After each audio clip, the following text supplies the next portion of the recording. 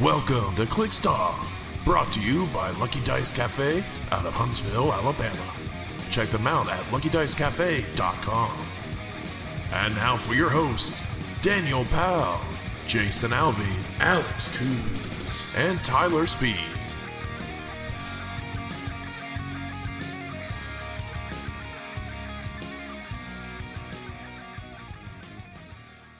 Hey everybody, welcome to Clixed Off today. This is your host Daniel Powell speaking. Just want to let everybody know that Clixed Off is brought to you by TrollandToad.com, the world's largest HeroClix retailer. Find HeroClix new and old on TrollandToad.com and use coupon code Clixed Off for 5% off your HeroClix order. Merchant and pre-order items do not apply. If you like what you're listening to today on Clixed Off, check us out patreon.com/Clixed Off. $1 and above gets entered into our monthly giveaways. $5 and above gets entered into our Discord server channel for exclusive HeroClix strategy and tactics discussion. And I appreciate all the newer folks that have come on board here in anticipation of Worlds, getting some advice for their Worlds teams. So I appreciate all of y'all. Joining me today is Jason. Man, he sure does like buffalo chicken dip, Alvey. I do. I like it a lot. Especially when your wife makes it. Yeah, that's good. And additionally, joining me today is Alex. Do you get to go by a Buc-ee's on the way to Worlds, Coos? I think I have to go out of the way a little bit. If I'm going the Huntsville way, like I go near the northern side of Huntsville, so it's probably like a 15-20 minute drive out of the way, I think, but that's probably worth it. I'll see. And our special guest tonight is Anthony, the Flash, the Judge, the speediest man in HeroClix, Barnstable. Thank you. You were very kind to me. Oh gosh. Well, you are definitely the fastest man in HeroClix. That is, I think, unequivocally true.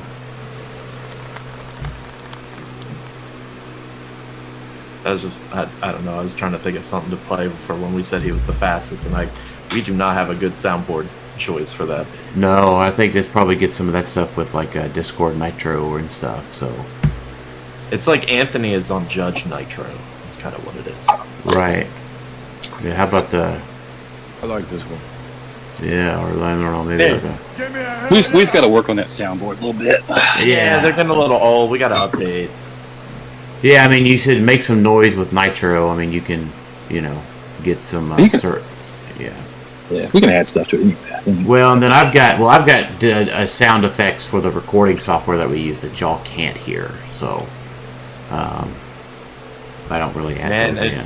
And he knows we don't listen to the episodes, Jason, so you know what? He could be like adding all this like wah, wah, wah, like every time we make a comment or like we say something. We have no idea. That's true. I guess I have to start going back and checking that out. No, I don't. It's just like burp. I don't definitely don't do any of that. I can though. It looks like I can add all kinds of like. I just added an applause there that y'all can't hear, but at any rate, Anthony is joining us right before Worlds. This will probably be the last podcast regarding the meta before Worlds. Now, next week, we do plan on recording our Masters of Time set review. And then, obviously, if anything comes, super special out of the Florida and California Champion Clix events, we'll be sure to talk about that very briefly on those. But kind of consider this episode our leading into Worlds meta episode. And of course we got a lot of other things to ask Anthony as well. So Anthony, the first thing that we ask about all of our guests is So the first thing we ask all of our guests is, how long you've been playing HeroClix? What's your favorite figure of all time? So I started playing HeroClix 2005. The Fantastic Forces Marquee event is what they called it at the time. Release event is the modern day term for it. Was the first event I ever went to at a random store locally in my area. I have been going to conventions ever since then as well. I went to them that year. So that puts me at 19 years of HeroClix, over half of my life at this point, because I'm 31. And my favorite figure of all time is a throwback to quite a few years ago now. The original Avengers set, first carded full set, Patriot was the figure.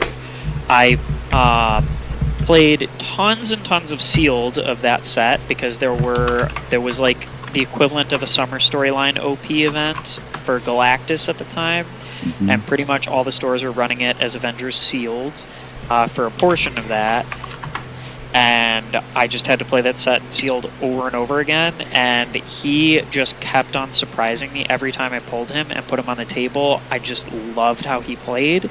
I felt mechanically his dial was really interesting in the like different ups and downs it takes.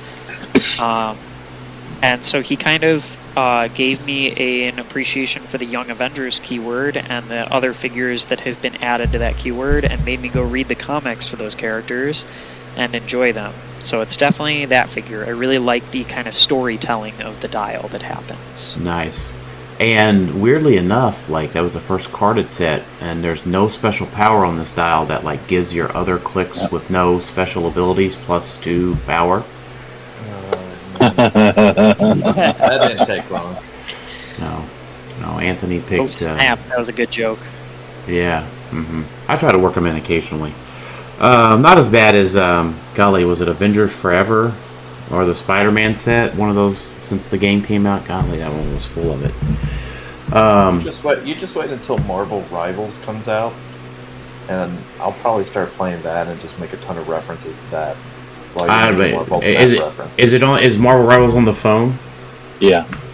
Is it coming on the phone? I thought it was a mobile game. Is it not? No. Marvel Rivals is the new like Overwatch shooting game.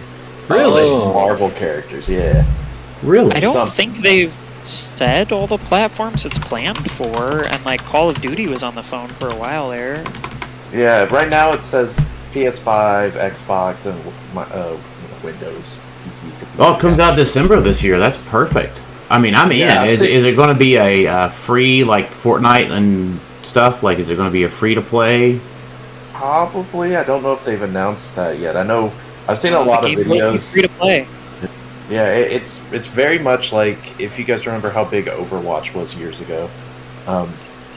It's the same concept, but it's just with a bunch of Marvel characters. And they said they will have the mainstays, but they will not stop at like doing some of the more obscure I'm in Marvel characters. Yeah, like Galactus, daughter of Galactus is in there. Okay, hang on. I have to. Yeah, okay, I had to play. I'm down. I had to close the tab so I don't get a copyright. It started playing copyrighted music when you go to the page. Yeah, and Luna Snow. Yeah. There's already a couple. I mean, it's not out yet. They just didn't beta. Yeah, they did their closed beta, and a lot of people were like surprised because it came out of a little nowhere, and it's in a field of games that's kind of oversaturated. The 5v5, shooting objective-based games, but it's also Marvel, and everyone loves Marvel, and so I'm actually kind of pumped. I wish I had gotten into the beta, but oh man, I definitely plan on trying it at least. That's free to play. That was a topic I did not intend on covering today, but I am glad that we did, because now I am all in for Marvel Rivals. Yeah, I'll start dropping those references whenever the game comes out. That sounds good. So Anthony will work in. So we're going to go over the tournaments, but once somebody asks a question that I think if everyone doesn't know, Anthony is one of the volunteers / judges / you're credited in the rule book under some title. What's Rules Arbiter Assistance? The World's Arbiter Assistance. Okay. We are very excited to have Anthony on the show. And just to go ahead and pat Anthony on the back, Anthony did get his spot on the show by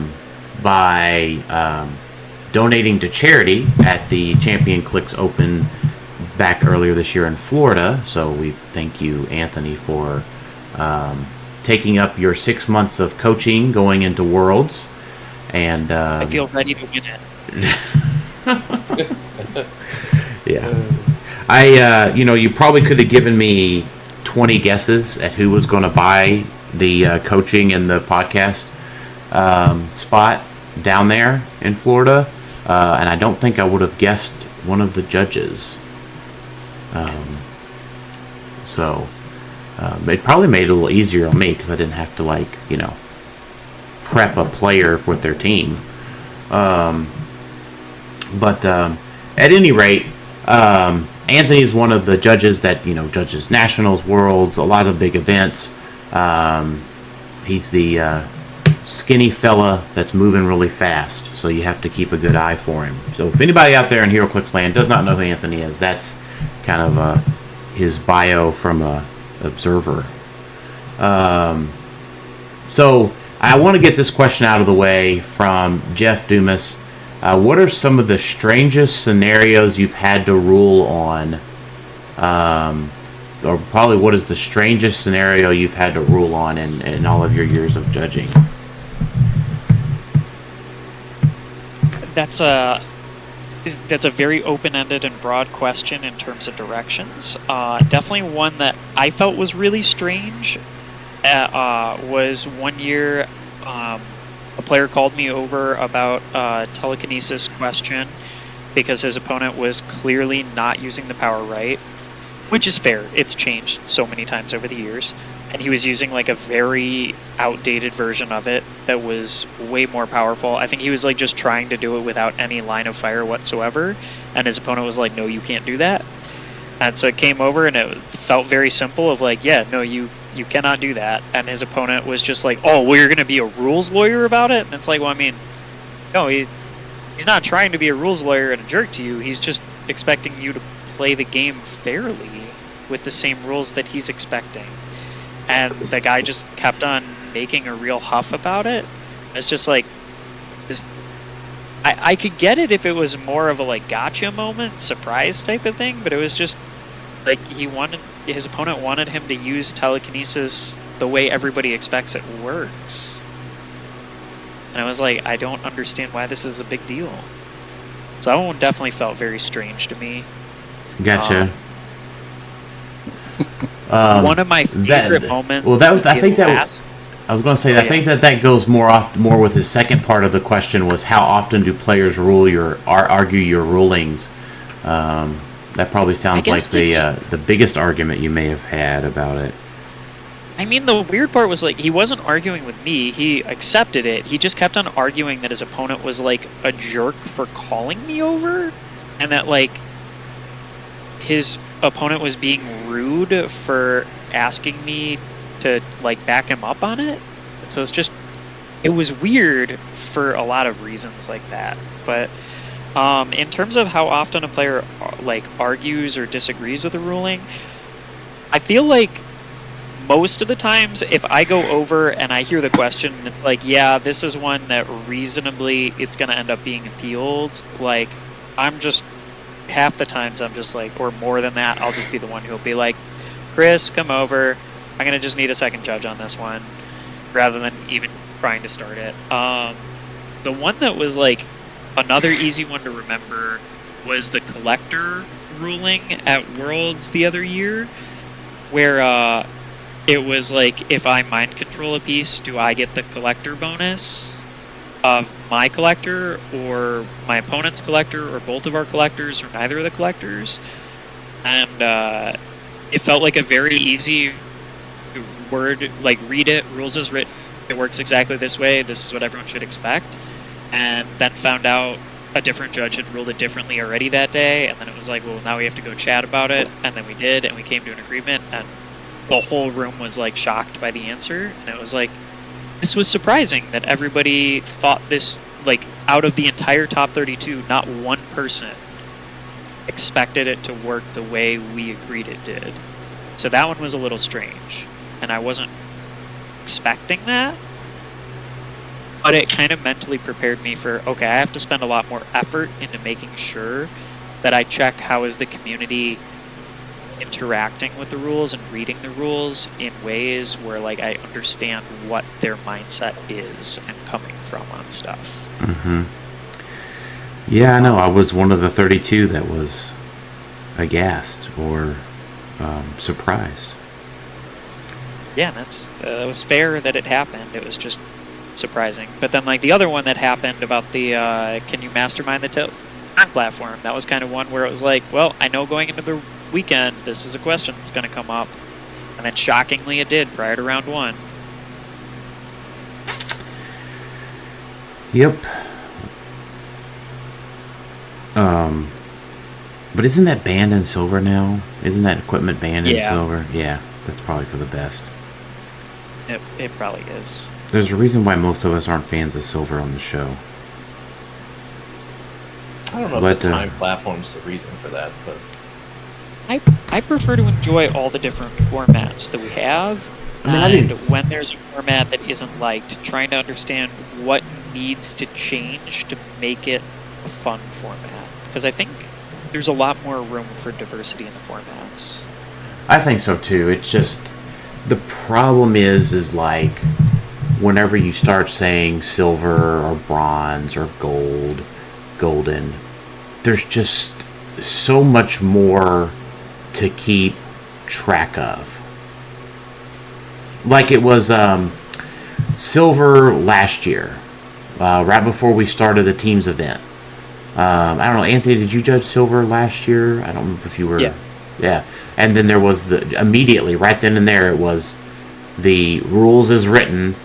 If you did not have improved movement hindering, you could not get into the boxing ring. And someone had waited right before the event start to ask that question. And it's just, it's nobody's full-time job to be a HeroClix player, or like a HeroClix rules breaker. If that kind of thing makes sense, right? Where it's like someone's full-time job is to, break the format and understand how sets work within each other's, things for something like silver, right? Like, playtesters probably playtest against other sets would be my assumption. But like when you go and you say silver, there's no one that's like going back and saying, well, is the tank still the same as it should be? There's so many more figures. The thing is that there's just so many more figures, so many more special powers, that it's just, I don't think the community is as prepped as they could be. As opposed to if there was, full-time players for all of the formats. Does that kind of make sense? Yeah, I think so. I mean, I spend a lot of time playing HeroClix. Jason and I spent 5 hours today practicing for Worlds. At Sam, we all three spent 5 hours practicing for Worlds today. But that's not our full-time job. That's not our focus. I mean, the rest of life distracts us, including our regular jobs. Unfortunately. Yeah. I guess I should say that to say, if anybody would like to sponsor or start paying HeroClix players to play full-time as their full-time job, I will be the first to sign up. But anyways, to not belabor the point any further, it's just things like that where it's like, there's so much potential for gotchas the more figures you add into a format. And I just don't think it is. Now, to be clear, as great of a job as Aaron does, Aaron also has a full-time life. And, like, so it's no fault of his own. Like, maybe they should just, maybe, I don't know who they is, someone should maybe just pay Aaron to just run Silver Age all the time. I don't know. But, like, there's just so many, like, feels bads when it comes to some of that stuff. I don't know. That's why maybe I'm not such a huge fan of Silver. Now, to be clear, I traveled to Columbus to play in Silver this year. That was 5 hours one way. You know, I went to Rock Cup. I played in everything Silver Age and Rock Cup. I'm going to play it. I'm going to try to win. I'm going to try to do my best. But it is an uphill battle to play Silver Age a lot of times. I think it also still just has a negative connotation from, you know, the past couple of years is still fresh, I guess. And so when Silver really came out, and we've talked about this, where Silver really came out and we had like zero modern, very little modern, and people were just thirsty for modern, and we ended up with just Silver in a lot of cases, that just kind of tainted the thought of it a bit. Yeah, like the first big event coming out of the pandemic in 22 was Silver Age, right? Yeah, and everyone's like, but it's not modern. And that's fair, like completely fair feelings and like thought process. But now that we're getting like pretty consistent modern, maybe not exactly where people want it to be, it's, you know, still too close to all of that. Like, it's still hard to shake those feelings. I think it's still going to take a couple years, and if we can finally get to a point where like tournaments are kind of standard, like we have a schedule that makes sense and we can like actually do it for a couple of years. It'd be like, hey, here's when Rock Cup happens, here's when Worlds happens, like here's the summer events, the fall events, the winter events. Like, well, yeah, I mean, just fairly standard. I mean, at this point, right? I mean, this is a great segue. Good job, Daniel. I mean, at this point, let's just give it to Newmark and have him run 300 modern. I mean, these summer tropic events or summer tropic regionals, like, I want to see this. I mean, there was 8 of them. That sound about right? 6 of them, 8 of them. 6. 6. Yeah, I mean, let's make that 32 of them. That'd be great. Now, I understand David was probably giving us a little bit late, and I know David's he announced that they're working on the winter ones. Fantastic. Cannot wait to have 300 modern in a more regular, consistent basis throughout the year. So, it's very, very exciting to see 300 modern be ran at a large scale. You know, let's turn 6 into 32. Let's have 32 stores run it. And guess what? Let's do it every quarter. Summer, fall, winter, spring. Kind of like, Jason, did we have that before? Yeah, you're on mute, Jason. But we had that before with WKOs. And Newmark with the Champion Clix Open is so very close here. Yeah, it reminds me of something. Yeah. Yeah, it started with a W and ended with a KO.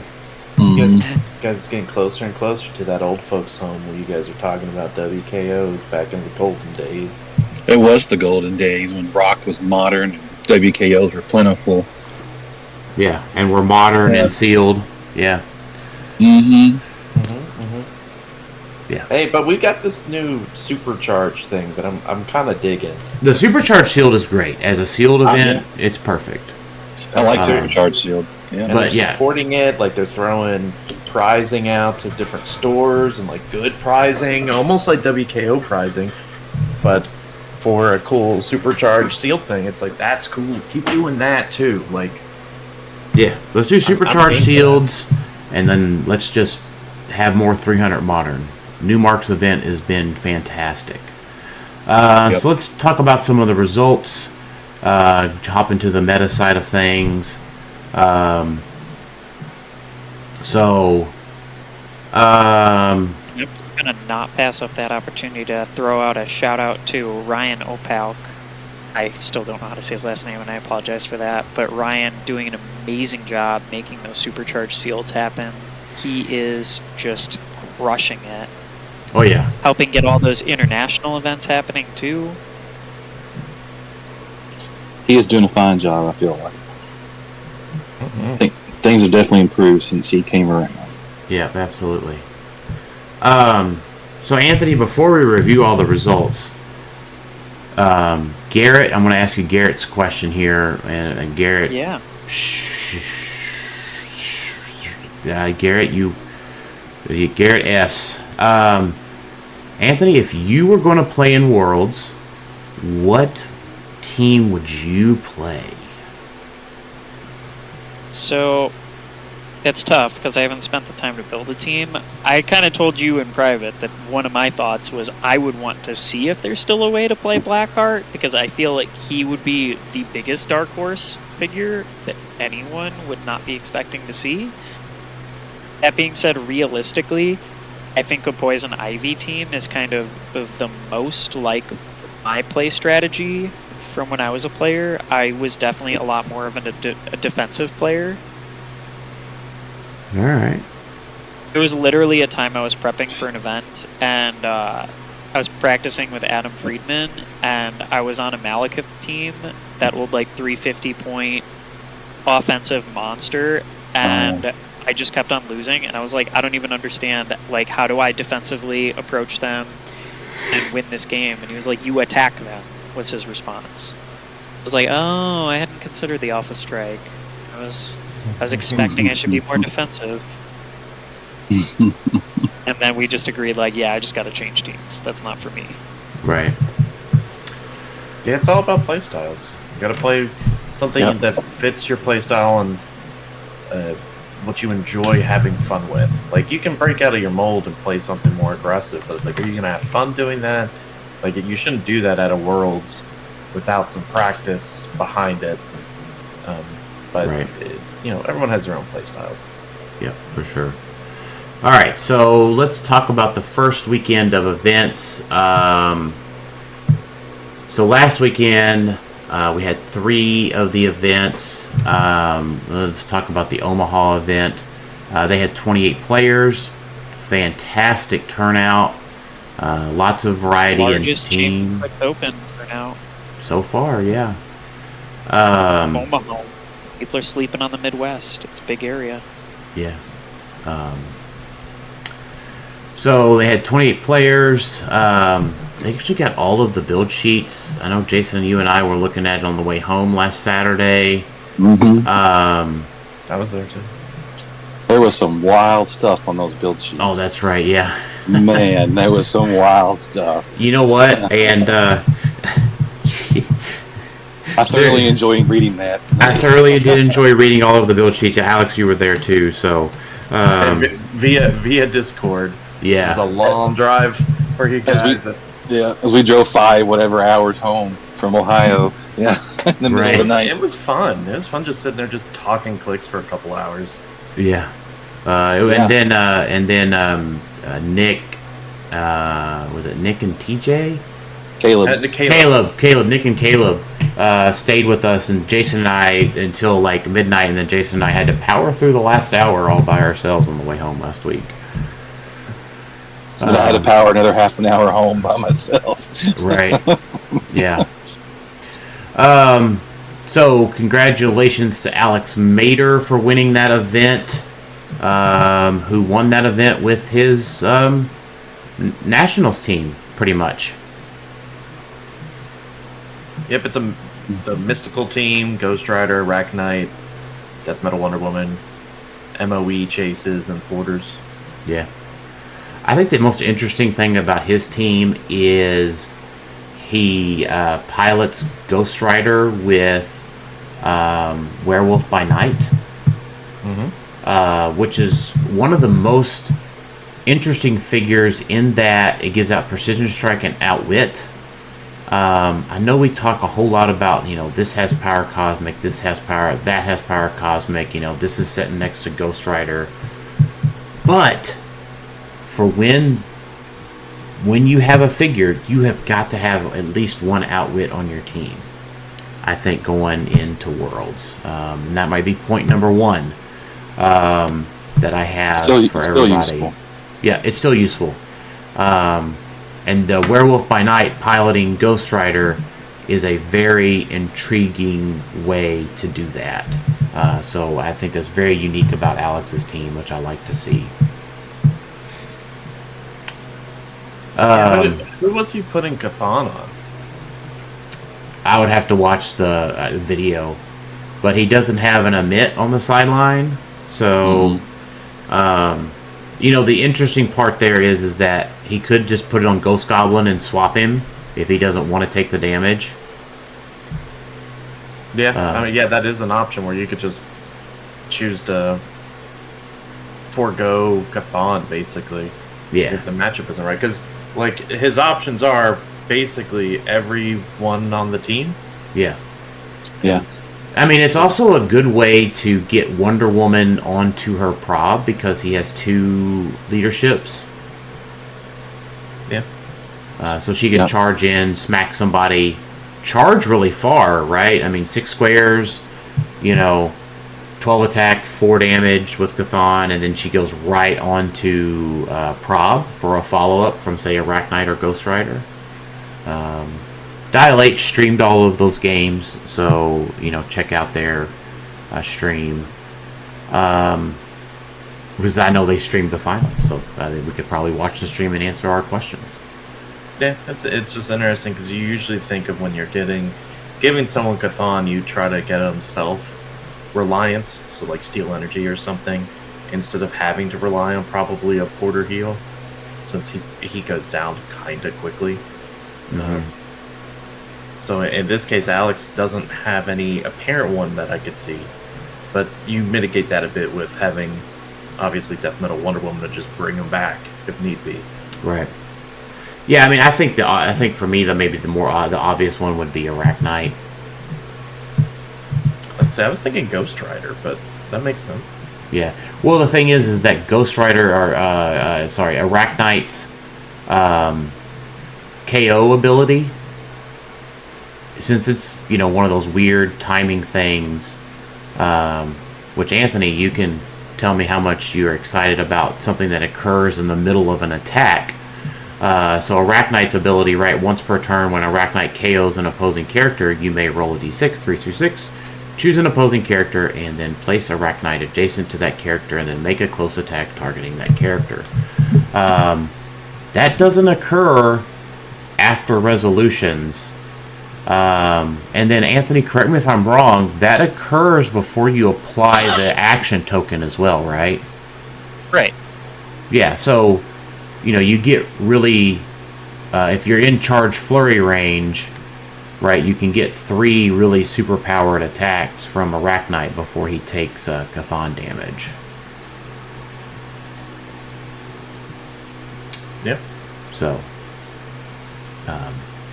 yeah, just love it whenever they don't include an after resolutions and stuff. I mean, in all fairness, he is a little bit of an older piece. He is Avengers Forever. It's 2022. Yeah. Yeah, old man Arachnite over there. Yeah.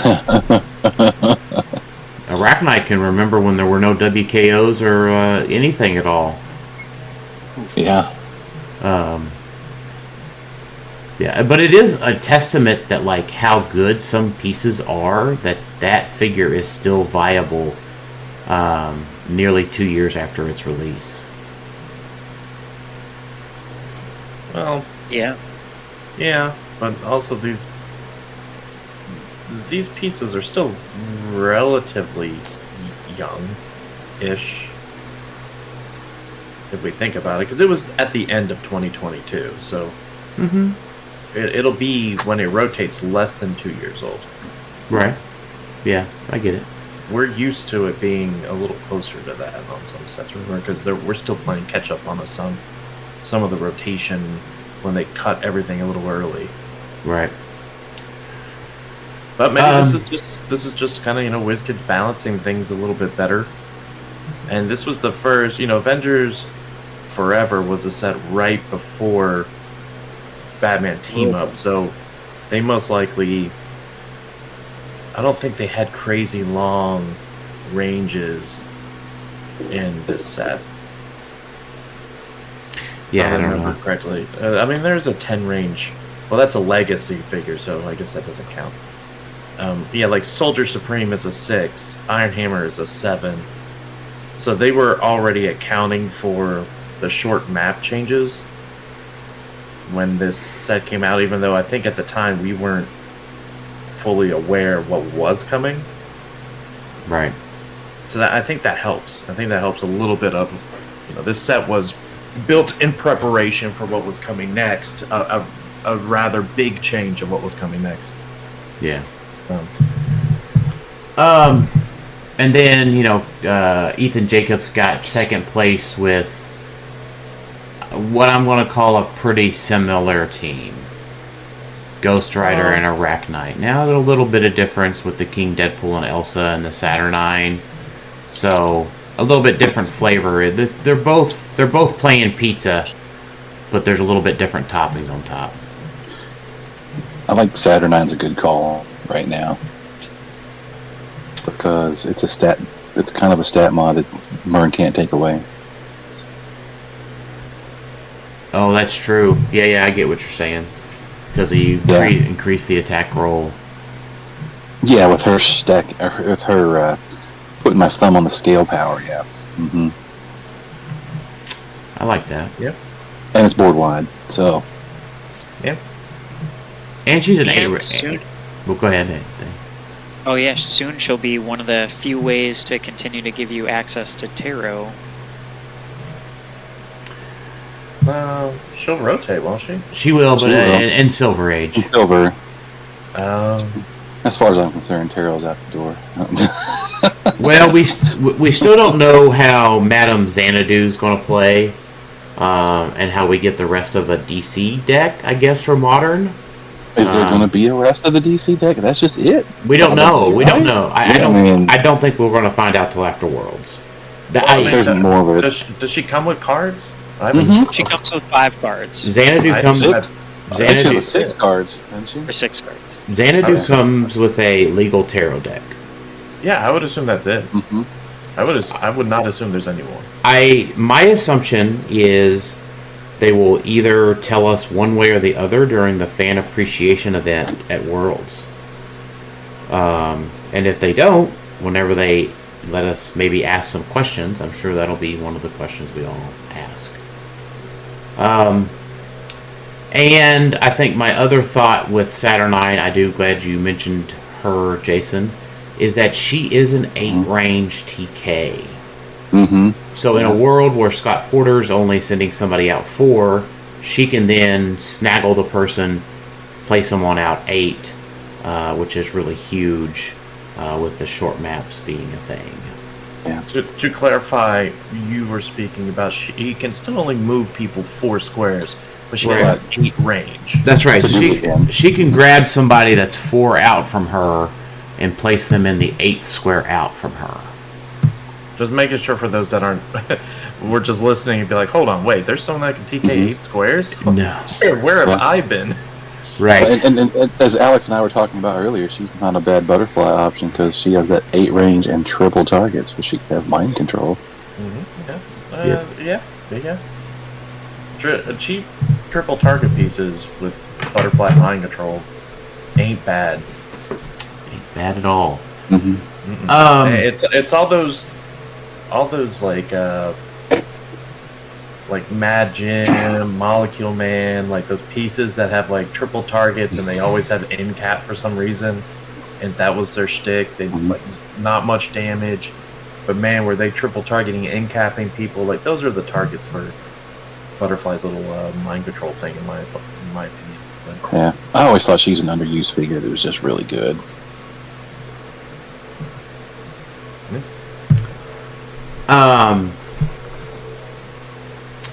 So anything else interesting? I'll open it up for the other three of y'all. Anything else interesting in the Omaha results that y'all want to talk about? Yeah, a little bit, because Omaha was wild.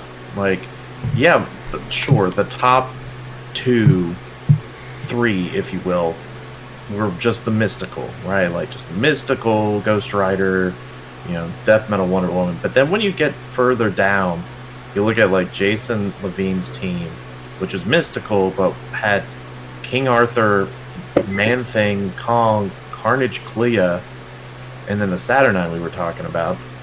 Like, I'm sitting there looking at what Carnage Clea. Okay.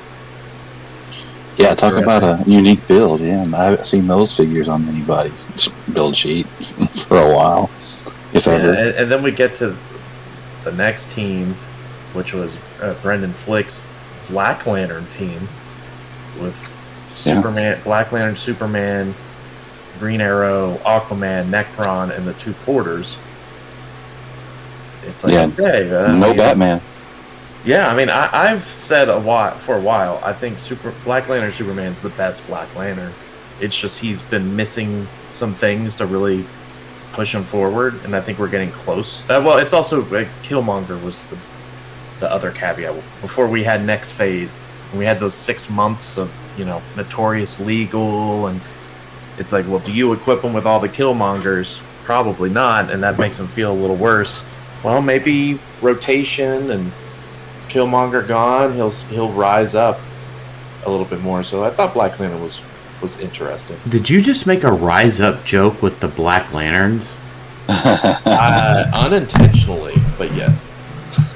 Sure. Alex, what do you think about this Avengers team with Iron Hammer? Dom down, number 9 there. I thought that one was pretty interesting. Yeah. The problem with Iron Hammer and the problem with this team is the reason why I haven't played him is that Iron Hammer just gets yeeted if he does not have some sort of protection from Outwit. Like, he has invincible willpower protected Outwit, but you want that super senses protected. So you could go like a defender version with Ghost Rider, because I tried to build something around that. Because I think Iron Hammer's great. It's just at 150, he needs Outwit protection, because you want that super senses to go off. That's one of his cool things that separate him a bit. And that for this Avengers team, it's probably I'm probably not feeling it that much. It's a shame he doesn't really share a keyword. But it's probably good and bad he doesn't share a keyword with Mern, but he doesn't really need it with his attack power anyway. So I don't know. I think Iron Hammer's cool. It wouldn't surprise me if more people played him at Worlds. Well, I think Iron Hammer goes back to point number 1, is that you still need an Outwit. And you still need an Outwit on your team somehow because of figures like Iron Hammer. It may not be relevant once you get to Top Cut, but that Outwit is going to help you get through Swiss.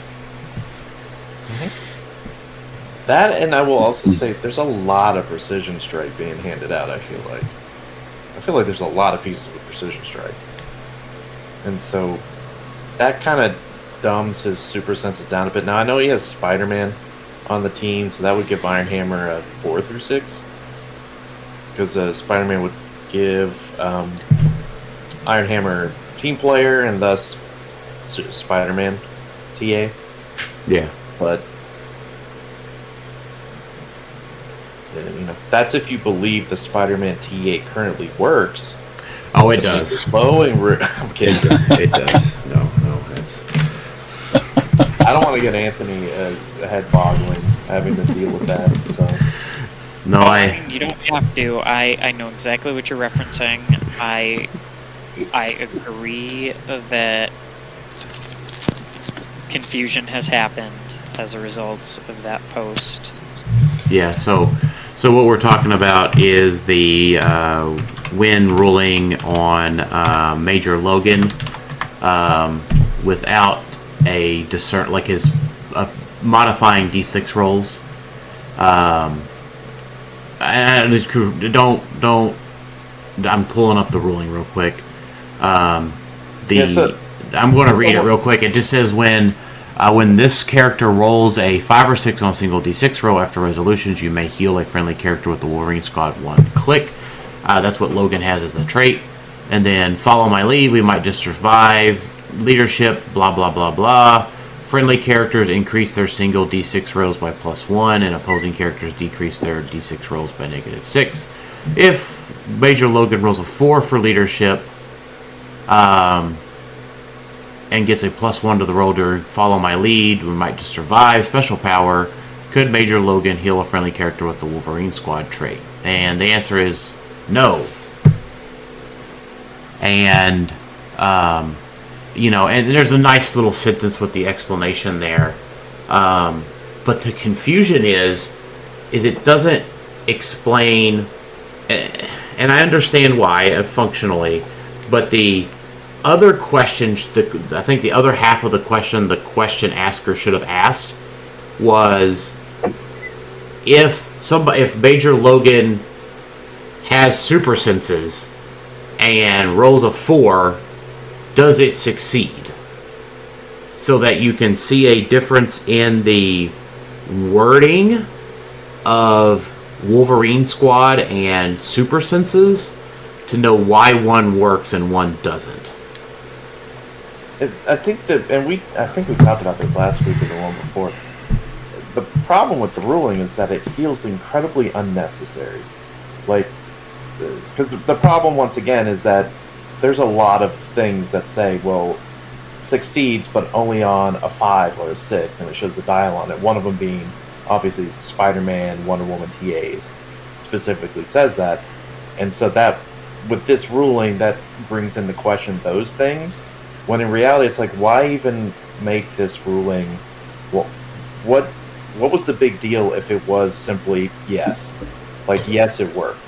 Because that's how it works with the TAs. It's like, what is the big deal if Major Logan let the Wolverine Squad work on a 4? Like, that's effectively what this... I don't know if they saw that and said, whoa, no, let's not let Wolverine Squad work on a 4, and thus cascading into, come on, what, this ruling. It's one where it's nothing to really worry about. It's just funny. It's like the Black Panther issue that we had years ago that ruined, threw so much into chaos, right? The Pulse Wave and Tri-Sentinels and being like, oh, you can, choose not to activate it or something. Wasn't that based off of a Black Panther, Secret War Black Panther ruling? Yeah, they could place but not do the Pulse Wave and yeah. Yeah, it was a ruling on the win that just caused a headache for a bunch of other abilities that it shouldn't have. And so this is just kind of one of those, it's interesting to read about and know that hopefully they'll there's some clarity and stuff hopefully coming down the line. Right. Because going back to Iron Hammer, the Spider-Man TA thing is the question with that. So something I've definitely had to spend a lot of time thinking about in terms of how do you come up with answers to questions, especially like questions like these, are thinking about it from a series of different standpoints. One is rules as written, reading it verbatim with the words actually there on the page. What is the logical English interpretation of what is there? And that's a very fair option. And then another is rules as intended, which is probably the single hardest one, because then it's like, well, now I'm trying to guess the mystery of what was secret Mr. Game Designer trying for when they wrote this. And half of the times, you're just playing a guessing game because you can't really ask them. Right. And then there's rules as expected, which is the one I learned about from the collector interaction of, well, if I go out and ask the community, how is everybody playing this without any answer on the win yet, prior to it coming up? What is everybody expecting the answer will be? is there's definitely validity of saying, like, well, the majority already does this. Maybe we just let them do that rather than trying to make waves and shake it up on them. And if we are, like, understanding that we're doing that. And then there's kind of the final one is what's the rules as answered? What do you come up with as your answer after weighing in all those other options? And so sometimes those first three are all three entirely different, and sometimes they're the same, and sometimes you can only answer 2 out of 3 of them. But I think there's definitely validity in considering them. And so I definitely agree with where you're coming from, Alex, on the, well, if everybody's already expecting this, maybe that's a good rationale of what to go with. And I think that was a really good point that you made about that. And I want to take this point because I can't remember if we've actually talked about it or not, but I've mentioned that I was going to talk about this multiple times. For those going to Worlds, let's talk about a ruling that was made at Nationals that they still haven't blasted everywhere to talk about that it's going to be in effect for Worlds, is the fact that the way the beginning of the game and you're setting figures up is different than what it's going to set that it says in the rulebook. Whereas the rulebook currently says first player sets everything up, then like figures, objects, terrain markers, all of it, then second player. At Nats, because of interactions with Kong, interactions with maps, whatnot, that led to some really bad, like, Kongs couldn't be placed, so they had to make some rulings that made sense of first player puts their figures, second player puts their figures, first player puts their terrain markers, second player puts their terrain markers. Is that correct, Daniel? I definitely know which the one you're talking about from Gen Con. Yeah, so it's different. It's different than what the rulebook says. And that was a necessity because, once again, weird interactions with map and whatnot. But it's something that's not... It's a ruling that was made at Gen Con that is not posted anywhere. It's the people who were there know about it, but not necessarily everybody else. And so that's where I want to make sure on the podcast we explain to everyone that, hey, it's going to be the same thing at Worlds until they get some sort of change happening, is that it'll be first player figures, second player figures, then terrain markers for first player, then terrain markers for second player. Because that's just, it's weird interactions, and that goes against the rulebook, because that's not how we've been playing it until Gen Con. But just know going into Worlds, that's very likely how it has to be played, right, because of the maps we have. It does. Yeah, I mean, and I would expect at the start of Worlds for Chris to make that announcement. Notice I said expect. I don't know that he's going to do that. But yeah, I mean, my assumption is that, yes, they do make that. I mean, they're not going to just not make that happen and let people just place terrain and, have Kongs and stuff start halfway up the map. Yeah, and I might mention it over to the Dial H guys, since they've been kind of the spokesperson for WizKids at times, a lot of times, right? That maybe they should see if anybody, them or WizKids can make just there needs to be a formal announcement ahead of time, because you don't want people to be surprised at an announcement Chris is making at the beginning of the tournament on Saturday.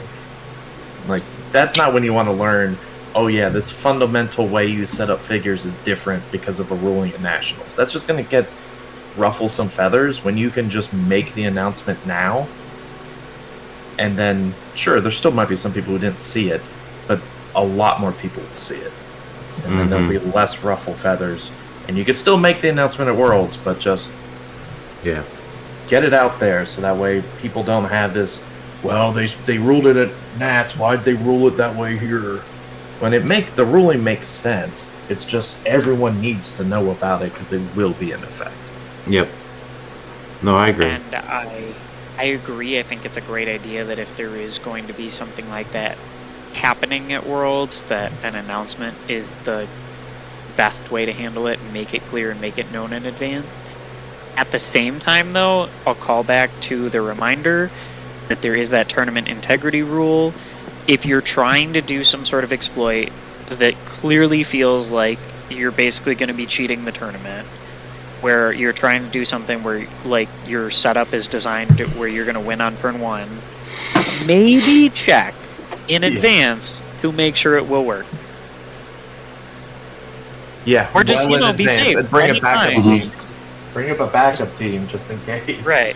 Just check that your team will actually do the thing you think it's going to do before you bring it. Yep. That is a good way to put it. Make sure your team's gonna do the thing you think it's gonna do before you do it. I love that. All right, so hold on. I was gonna say last call on Omaha. Well, that's what I was going to mention, because this one could segue into another tournament. It's a little bit more recent than Omaha. Do you want to talk a little bit about Wolverine? Because he was on the list, at least the Omaha list. I don't think he made top 8. But, it did okay also at Columbus, and then we saw, what was it, yesterday or something? Yeah, I was just going to talk about Wolverine when we got there. I mean, okay. Columbus. I saw him on the Omaha list. That's the only reason I mentioned it, is because I saw he's a little further down, but he was. Yeah, I mean, he did a little bit better at Texas. I was going to say we cover Wolverine when we get there. Okay, a little bit of suspense. Well, there and that way, and it's also good to have Anthony on there because I want to talk about Wolverine's dice. So Anthony, I want to give you a minute to look up the Phoenix Wolverine and his dice ability, like his increased single D6 rolls. Is another D6 rolls question. But let's talk a little bit about Columbus, and it had 26 players there, and pretty cool guy won that tournament. He may have won a few things before in the past. I wonder who it is. I don't know. Never heard. Man, how you fitting that head in between those? Oh my gosh! There, oh gosh! It's a good thing. It's a good thing they're squishy. I don't know. I'm trying to. Where's the crown? Yeah, exactly. Jason wouldn't know he had to ride 5 hours back with him. So. Oh my gosh! Oh man, the ride there and back was Jesus. It was tough. The ride there and back was tough to Columbus this time. The ride back was much better thanks to Alex and the rest of the guys talking to us. Yes, for sure. But yeah, Jason and I did attend this event. We both made top 8, and I was able to bring home a W from the event. I streamed this. Got a KO. What's that? After you got a KO on some pieces, a W. Oh, yeah, that's a good idea. That is perfect. Yes. It's the only way we're putting those letters together anymore. Yeah. Oh, I skated in at 3-2 into the tournament. It was pretty darn rough, if I would do say so myself, to try to get in. A lot of great teams, a lot of great players. I'm like I said, I came in at 3-2, then wiped out the top 8.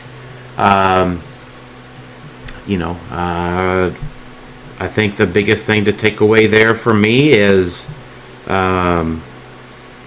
surfers are still good. Range is back, thanks to Mern, thanks to Kong Errata. Sure, yeah. I think that's probably the biggest takeaway I had from the event there for myself. Yeah, we didn't see a lot of Kong. We saw it. Well, I didn't see it at all. There was one Kong at that event. Yeah. Brian Smith, he did make top 8. He played it with Colossus, Butterfly, Kong, which we'll see a little bit further into the event, with Kazar to move everybody around. Kazar does have ruler, so shout out to Brian for being able to make that happen. So Jason, you did play in the event. You got 5th place. Do you want to talk a little bit about your team as well? Yeah, I guess I went through, burned my way through the Swiss at 5-0 with the Phoenix Sentinel and Carnage Surfer, MOE, Scott Porters, and the Weasel, and Scott Crampton on my team, the Cosmic Theme team. Shooting across the map with 12 range, it's pretty sweet. Yeah. If I do say so. I had the running shot of I think about 2 squares most of the time to hit anything, so that was great. Top 8 was rough. I ran into Prime Domino, who got to re-roll my rolls, and then I rolled bad too. So yeah, stopped me cold there. But I have to agree. Range is back on the table. Mm-hmm. Mern just makes it possible. Yeah. So out of this event, I think your team would be my point out of this event, and I don't know necessarily that I have a point for every tournament this time, but I do have a point for this one. Is Weasel, and by extension of Weasel, the availability of making sure that you play your store championship, or not store championship, but you play for your Deadpool and Weapon X boosters before Worlds, and try to do the best you can to get those boosters opened, because I think some of the difference makers in some of the teams that we will see at Worlds revolve around the Pogs from Deadpool and Weapon X. Weasel and Timebreaker being the biggest two, I think. Weasel hasn't got the hype that Timebreaker has gotten since they appeared, but everybody's putting up Timebreaker Pogs. I mean, now I think there's Weasels out there that people could be selling if they knew they were wanted. Mm-hmm. I say we blame Dan for that. Blame me for the Weasels or the Timebreakers? The Timebreaker. The Timebreaker hype. So much Timebreaker hype. Timebreaker hype is real, but I was hyping up Timebreaker Pog to Dan before he started talking about it. So okay, you blame us both. Jason's fault. Yeah, you can blame us both. Whatever. I'm like, you could get 2 Weasels for that Timebreaker. You can get 2 Weasels and a traffic barrel for the Timebreaker. Mm-hmm. Oh, imagine how many traffic barrels you could get for a Timebreaker. Oh man. Yeah. I think the joke there is that you can't play more than one traffic barrel. Mm-hmm. The Weasels though. Yes. Yeah, Weasels was a great. It calls back to the old figure that I used to love back in the day from Deadpool's set. Yeah. Condensed down into a 10-point Pog. Absolutely. But just keep that in mind as you're looking to fill out your teams. Weasel, I think, is probably one of the best Pogs. We just rated it as an S tier on our Deadpool and Weapon X live stream, which is available on the Clixed Off YouTube as well. Click the live tab. But that was the big takeaway I think I had from this event, was Weasel, or the point to make on the podcast. Additionally, Emilio and Gabe's team, Hawkeye and Hawkeye, now that the Hawks won't be poisoned to death for existing by those gnarly poison ivies, Hawkeye and Hawkeye are back. I mean, I don't think Emilio has stopped playing Hawkeye and Hawkeye.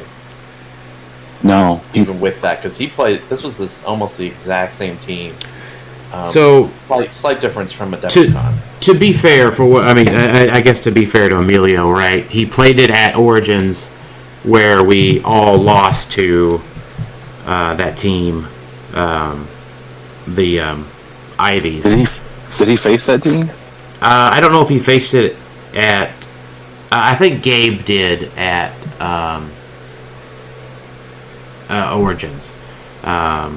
So I, and then of course he played it at Nats, but Poison Ivy had gotten the map ban, whatever, the map eating at at there. So yeah. But yeah, I mean, with two of them in the top 8, right? I mean, it's just a reminder. Hawkeye is still a thing. Yeah, I would argue that Emilio currently is probably one of the best Hawkeye players, just because he's. Well, and Gabe plays with him locally. Yeah. Just wanted to give him a shout out because I played him at Adepticon and I was like, this team sucks. As in, like, against me. Like, I hate this team because I got obliterated by it. Right. And that was back with bigger maps where it's like, okay, I'm gonna get to you, I swear. And he's just like picking off all of my pieces before I even get there. Yeah, I got to play him. Is another of the top Hawkeye players. Who? Yes. Josafa Alves. Yeah. Oh, yeah. Alves. Mm-hmm. Yeah, he's played a lot of it too. Yeah, the detective version. Yeah. Maybe I should say Emilio's the epitome of the Star Brand player. Oh, yeah. He is the Star Brand player. Like, he's the only Star Brand player. Yeah, which makes me jealous because that Star Brand is pretty good. Like, I really like that Star Brand. Yeah, I got to face him at the tournament, and luckily I got to go first. Yeah. Otherwise, I would have had a lot more trouble, I think. So, yeah, it's a pretty nasty team. Dan, you want to talk about the Triple Ghost Riders? Yeah, so shout out to Josiah for going 4-1. There was a little bit of paperwork snafu there, and yeah, Josiah went 4-1 at the tournament with the Triple Ghost Rider with Madam Web, which is the team that we on the nose said to play on the podcast, and yeah. He went well. He did really well. Good. Congratulations to him. And he did a really good job playing that team. Yeah. It's got legs or wheels, maybe.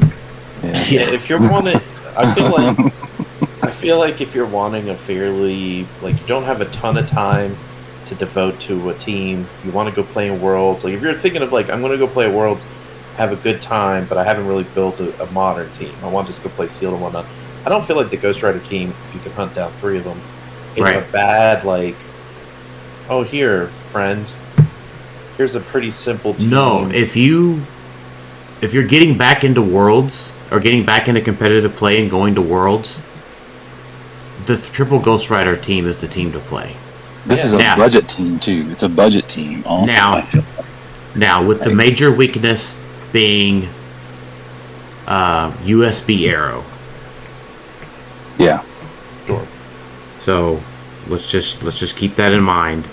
But they still got to hit you. They still do. Right. Just roll out. Yep. Yeah. Just roll out.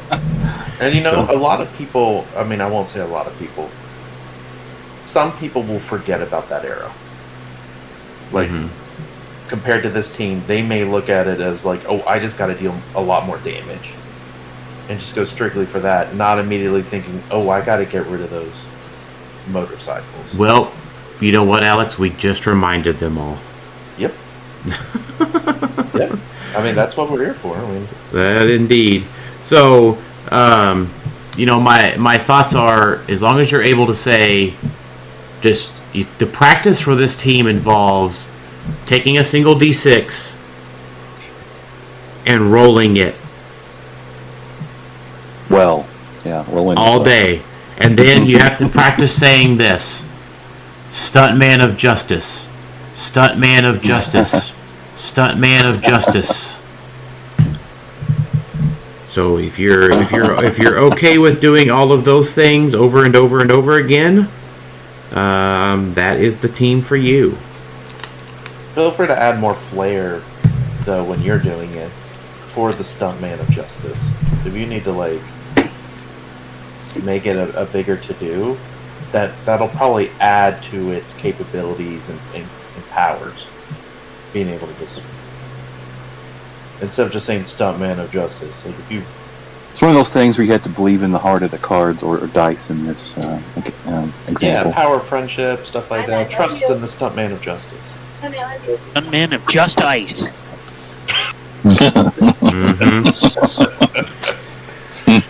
That's correct. So that was really cool. I mean, I think that's the team that folks should play should they just not have anything to do for Worlds. It's a dark horse. It's the dark horse for sure. Dark bikes. Dark bikes, vroom vroom. Anything else on Columbus that we want to cover? Nope. Okay. All right. So now we go into the Highlander event. You know, of course, Isaac plays a unthemed team to just prove that he can. And they had 24 players, so I mean, Isaac is Isaac. Congratulations to Isaac always. But I think we see the biggest way that Major Logan should be played on a non-butterfly version, and that is at 75 with a motorcycle. So, if you would like to play a Major Logan, 75 with a motorcycle is where he's at. Totally agree. Because the motorcycle gives him two things that he's missing: charge and super senses. So now he has sidestep, charge, flurry, 12 attack, precision strike, and a rollout that works well with his damage power.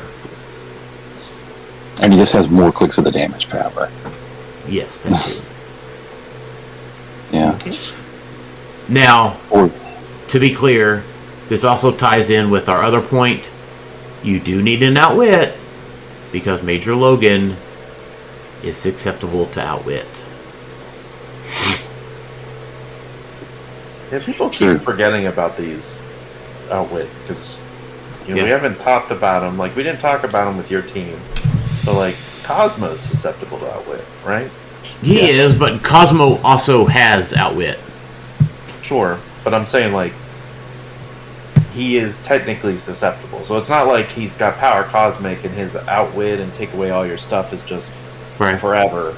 It's just, too bad you can't get rid of it. It's like, he is susceptible to that. He has ways of countering it because of his own outwit, but he's like Major Logan. He does something really cool, but he's a little susceptible to outwit. Mm-hmm. So you have to be very careful when you're playing those pieces with positioning, not just, protect and make sure there's no lines to be outwitted yourself when you're playing those characters. Yep, I agree.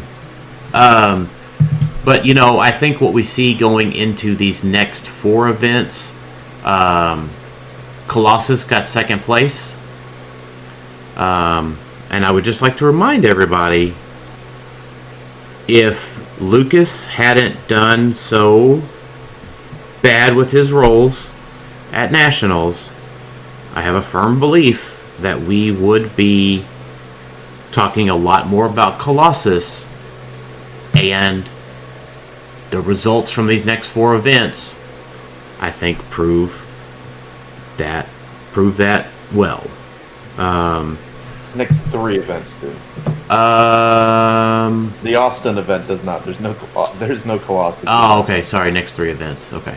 Yeah. I think these do prove that Kong is not dead. Kong is definitely not dead. Colossus, I think, is still the big bad in a lot of cases at these events. So Luke, another Luke S, another S last name that I am not able to pronounce. Scheffenacher. Scheffenacher. Chef and Knacker. We'll go with that, and yeah, I mean it's a really good piece. I mean, Colossus is really, really great. But we also see another Kong here.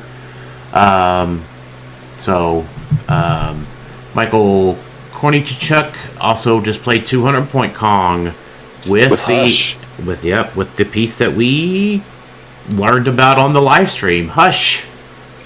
Yep. And the mystical MVP Madison. Mm-hmm. We may or may not, in that 5-hour drive back, looked at Hush for a solid 30 minutes or so of trying to build a team around Hush and Kong, and realized those keywords kind of suck that they share. So it's nice to see, like, oh yeah, that one works. It's a good celebrity team, solid celebrity team. But that's because he was building Kong at 200 instead of a lowly 50-point. Right. Because at 200, you don't have to worry about all the errata and whatnot. Not unless Phoenix Wolverine has some 10 damage. I guess that's true. Yeah. Or maybe 300-point APOC. Yeah. I doubt you would. I really don't. I'm willing to bet there's probably no one playing that at Worlds. Probably not, I'm just saying. But Wolverine, I think so. Yeah. Much more likely, yeah. Alright, did we see any Wolverine at this event? Which event? The Highlander. Oh, I thought we kind of branched the other two in there as well. No, I was going to go from Highlander and then talk about Austin next. No, there was not a... I don't see it. Okay. So let's... actually, go ahead. That made me think, do you think people are intentionally like saving their real worlds team for that and playing like their backup team to like hide the really good stuff? I think these are good reflections of what people should be expecting. No, I think they're good reflections. I think what you'll see is, if you're looking at...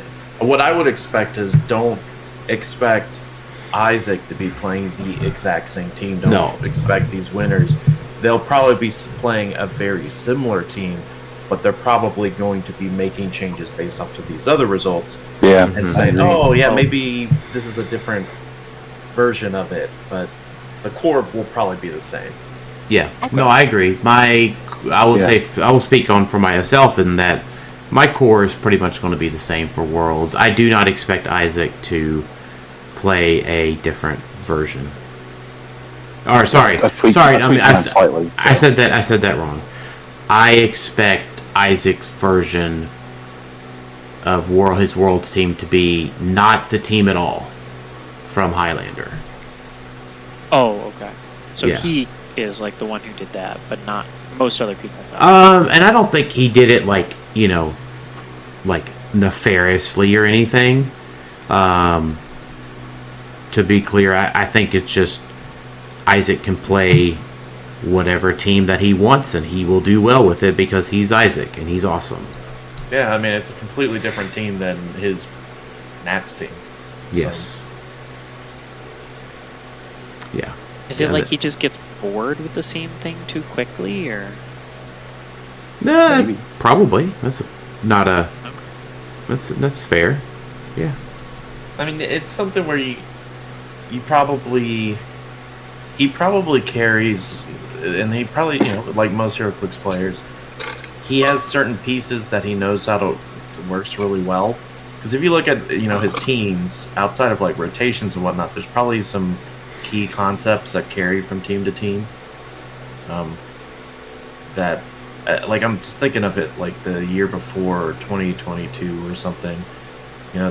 Some of the pieces still remained on the team, but the whole team kind of changed. But there were some, like he was a big advocate of like a ton of free actions for a hot minute. Like a wonderful use of all the constructs and utilizing that. So a lot of his teams kind of had that piece to it, but the rest of the pieces around it switched, or he may have just had the constructs on, used them differently. I feel like he has. I don't feel like his team's going to change a ton, but the main attackers might change. Like, he might not do Prime Spidey, he might switch over to not Wong, but let's just say Wong. That kind of change where it's like, they might do something similar, but they're just fundamentally different pieces. That's just my thought, but yeah.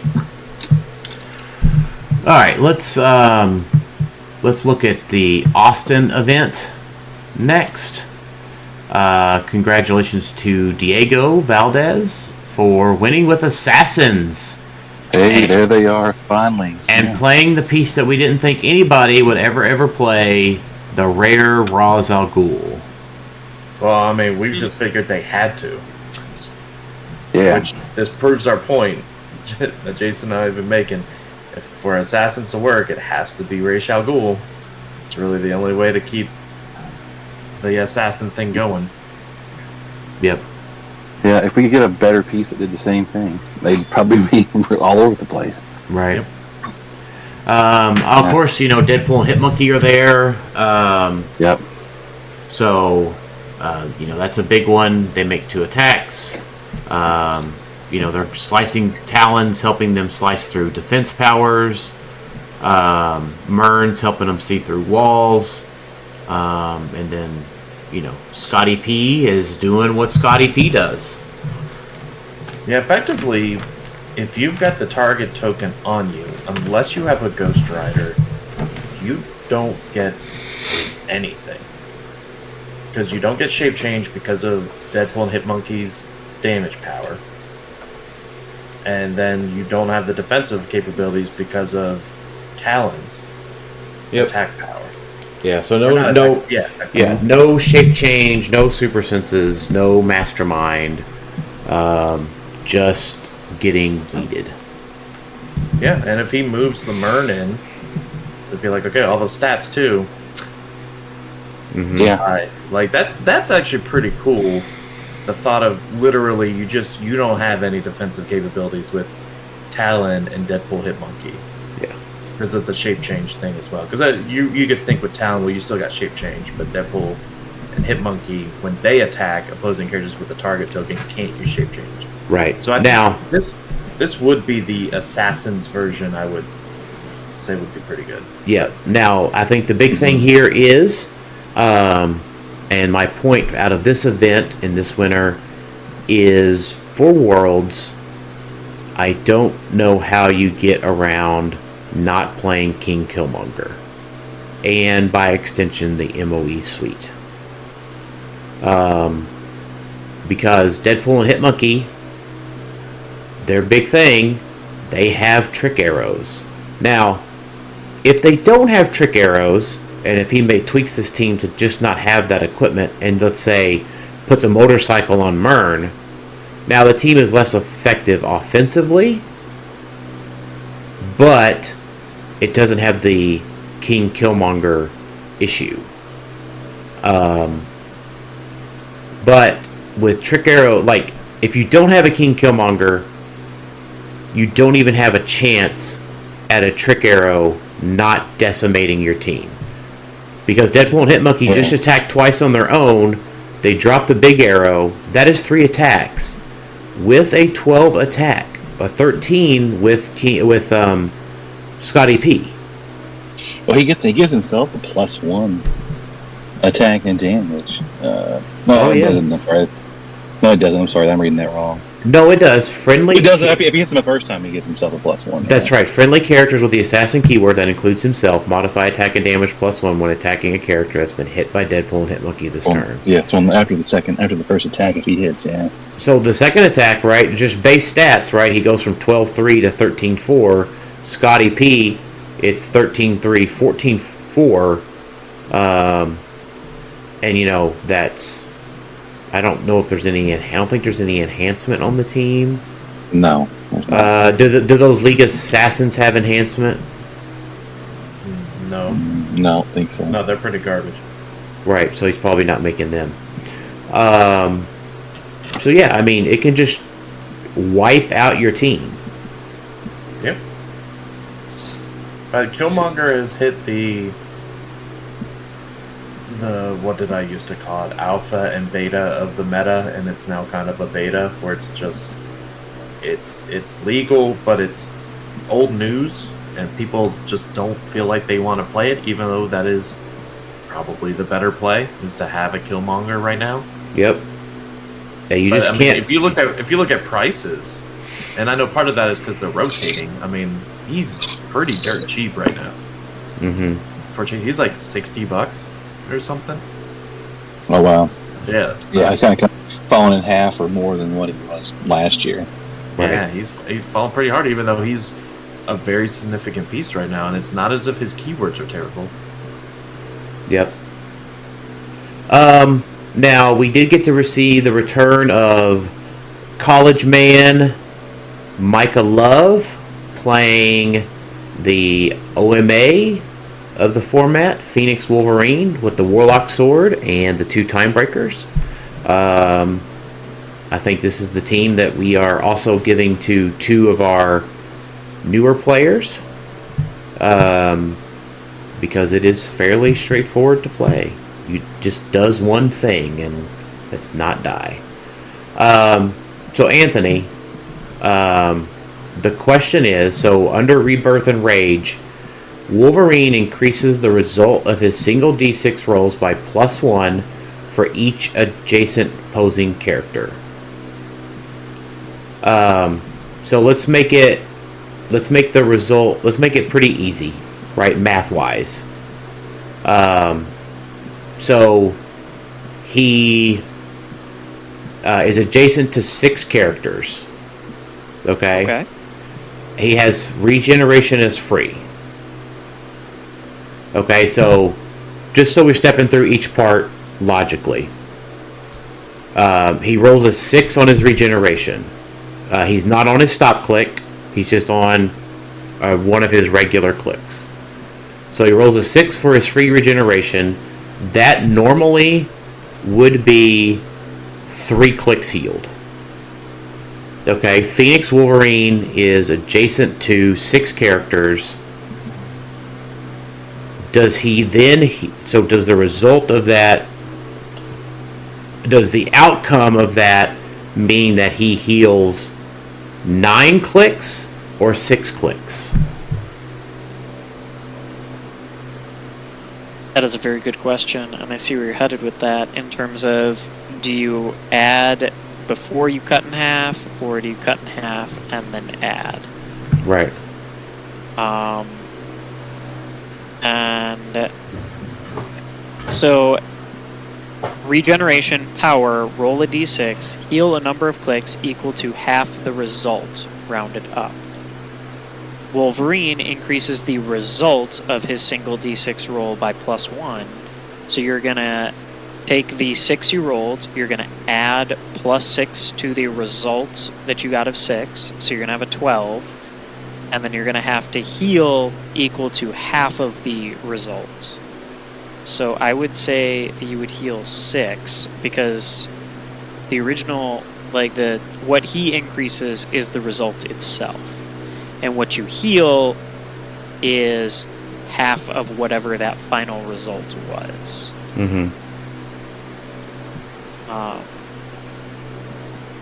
I think what's definitely interesting about this Wolverine, besides that whole question, and obviously you're thinking about using it with regen because that's in the same trait, but he's also doing that for his blades, his super senses, his impervious, and on that when this click is first revealed damage thing. Yep. On the stop click.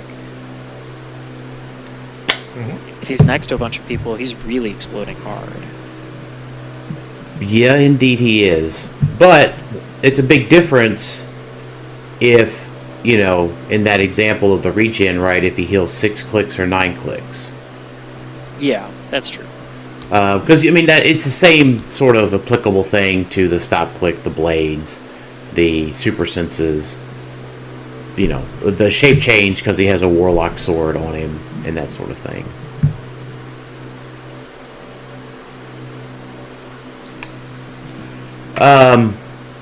So, congrats to Micah for making top 4. Yeah. I think that if you have a buddy that has just started playing HeroClix, or refuses to practice at all for Worlds, and Jason's laughing because that's one of our guys, you just hand them this. You hand them Micah's team. You hand them tarot cards if they have them. And you say, do these things and roll dice. That's it. And say the word poison every turn, regardless of what happens. Like on turn 1, you just say poison. You just tell them to say that. You just, on their little note sheet, say the word poison every turn. Did anyone have note sheets at Gen Con?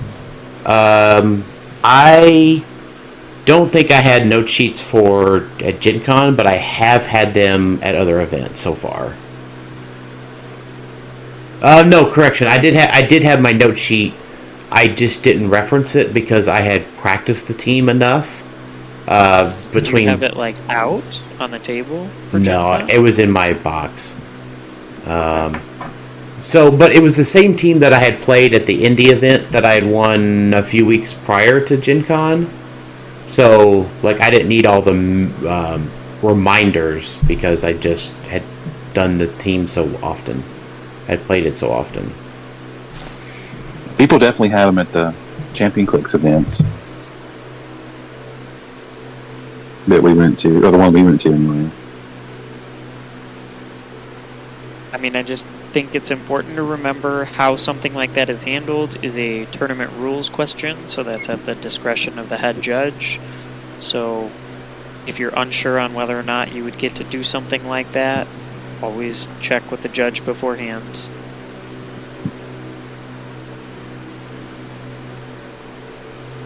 Yep, for sure. So we had 2 of our international nationals. Actually, we had more than that, right? So I don't see. Man, I tell you what. Doesn't Clay know that this is his only job? He's too busy making awesome updates, though. That is true. I guess it's who had the Philippine ones? Did Edison? Probably on Edison's page, Edison probably. was Singapore? Yeah, sorry. Sorry. My bad. Singapore. What's his page name? Edison's Lee. Tabletop games? Yeah, tabletop. Let me pull that up real quick. Edison's Tabletop Games. Yeah, he made top 4. I saw his post on that. But I don't see the sheets. Let's see. Here's a HeroClix Singapore page that appears to have sheets. Okay. And then the congratulations to the winner of that one. I don't know. Is it? No, that's not. Those are not the build sheets. I'm sorry. Those are something else.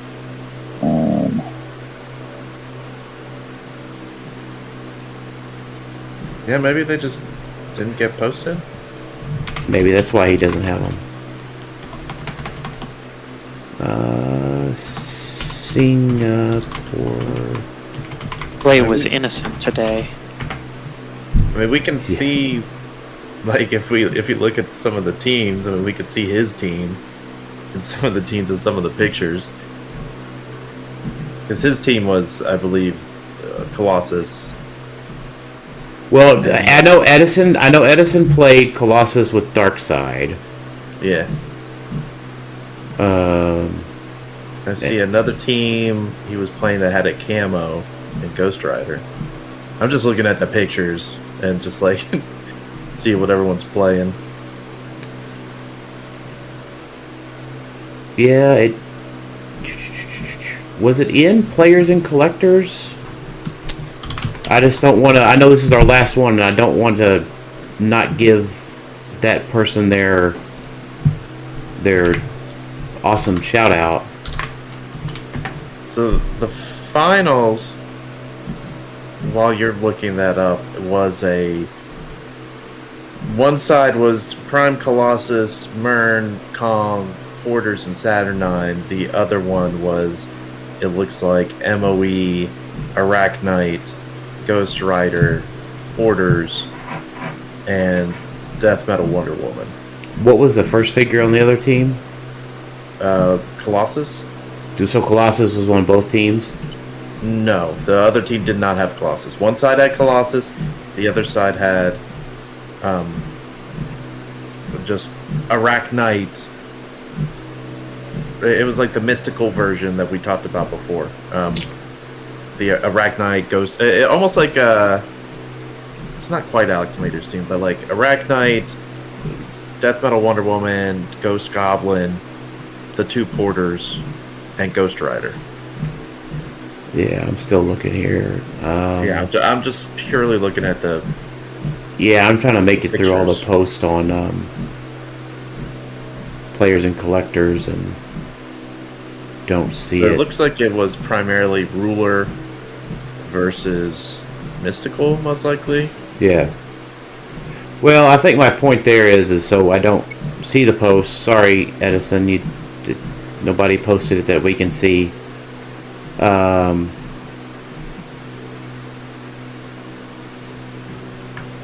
But yeah, but the thing is like another second place from at least a minimum a win or a second place from Colossus. Yeah. And then Brazil. Congratulations to Marcio winning with Colossus. Second place was also Colossus. Second place was Colossus. Pedro. Pedro Santos. Yes. And then in Mexico. Yeah. And then I'm just quickly going through. Congratulations to Mexico to Gibran, who didn't play Colossus. But I think it's also congratulations to Christian DeGio, yeah, for the 2023 champion, basically pulling the same team out of his box from last year and getting second place. Yeah, four MOE, 5 MOE. Yeah, all the MOE. All the MOE, 5 MOE and Mephisto, and then more MOE on the sideline. Yeah, Yeah, the big he's thing. going with that free damage there. The Thor The free team-up damage. card is the Thor team-up card is if he's on a listed theme team when a friendly character deals damage, it can't be reduced below 2. That's probably the best team-up, and Christian has definitely proven that it's been really great both times.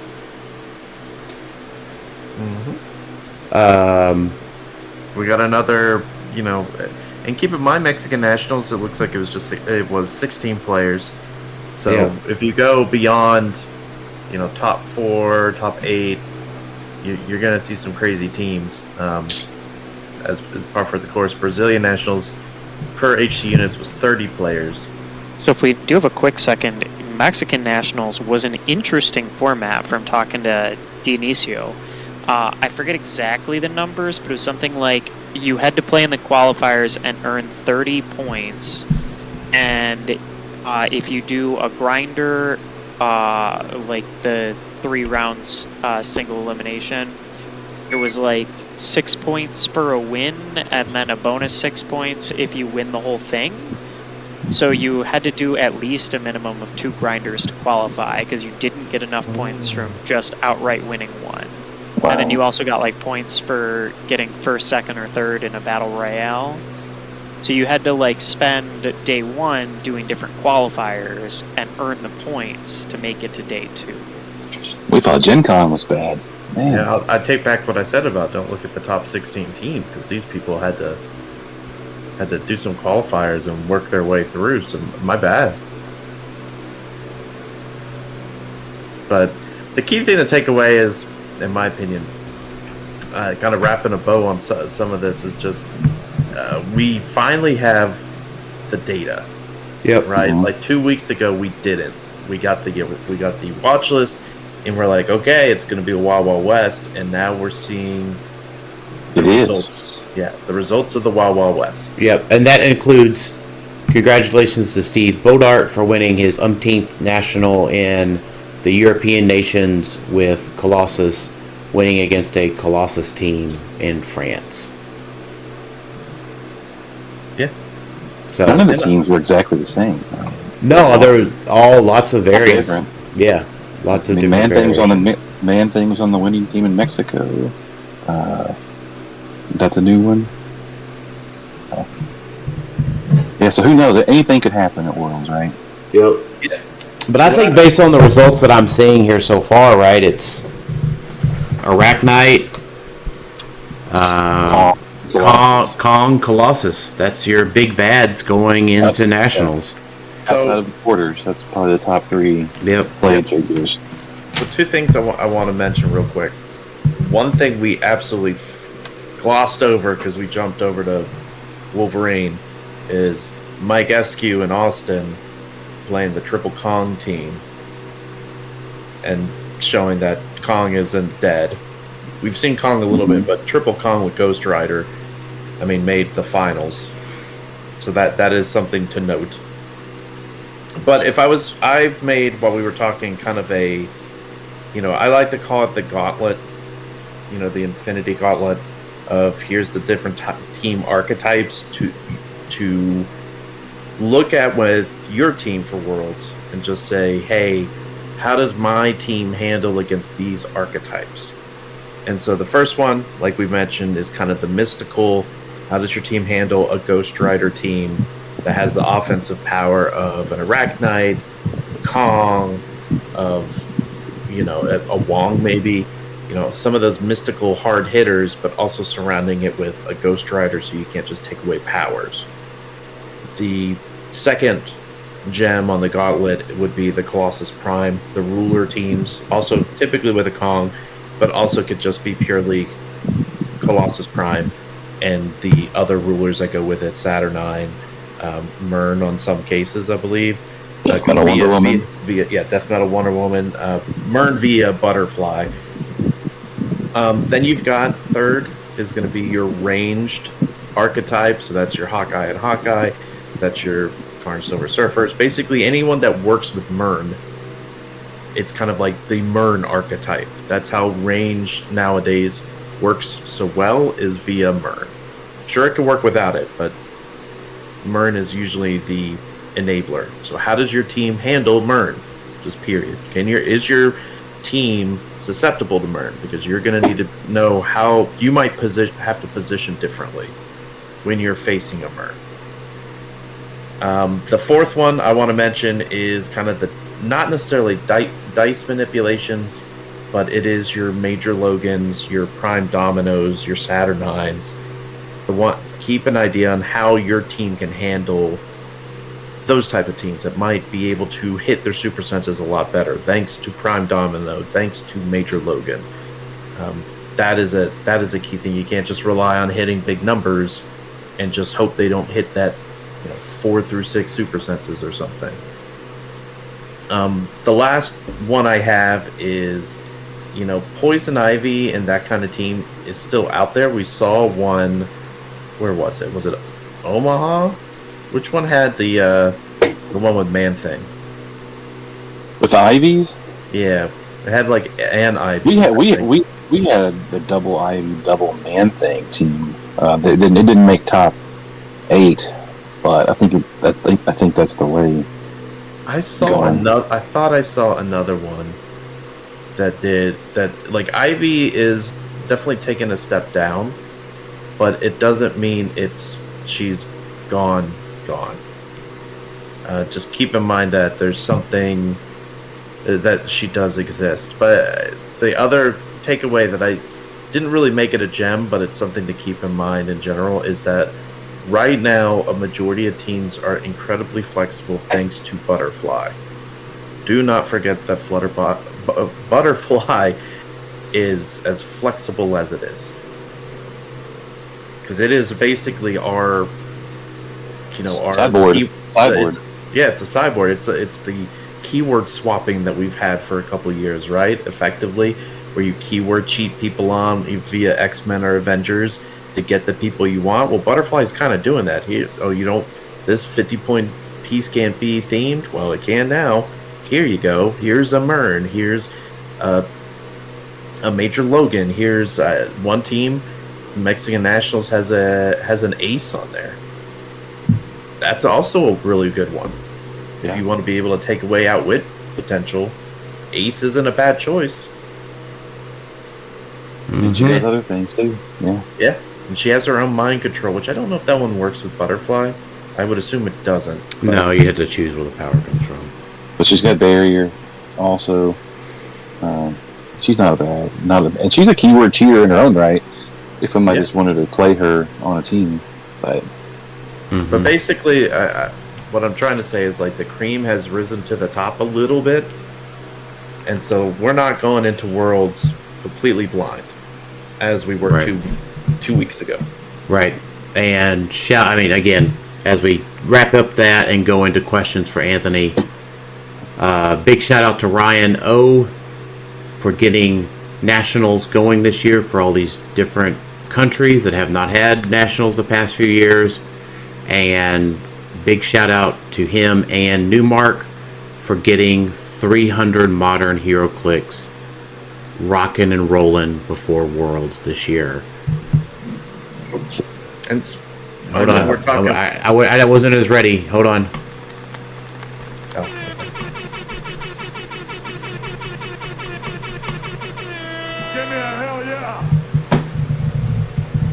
Yeah, I just assumed you were doing all of that on your end where we couldn't hear it anyway, so... No.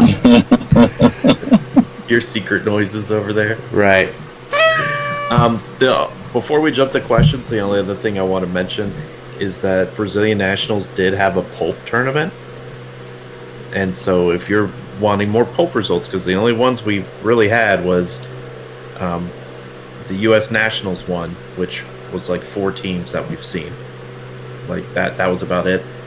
They do have on HC units Brazilian Nationals Pulp, 30 players. There's a lot of teams. There's actually some different varieties out there. Like there's some different teams out there.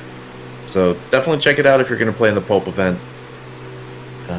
We finally have some data to kind of base some things around. Yeah. All right, questions for Anthony. So let's see. Our questions for all of us.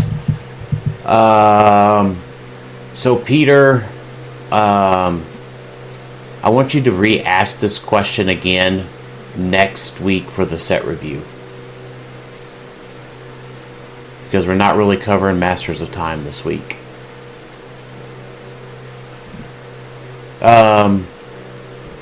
Nick Ballou, out of everything being played or not being played right now, what seems to be the most fun yet competitively strong that you'd like to try playing? Playing the best figures in the format is fun. That's a very Daniel Powell answer.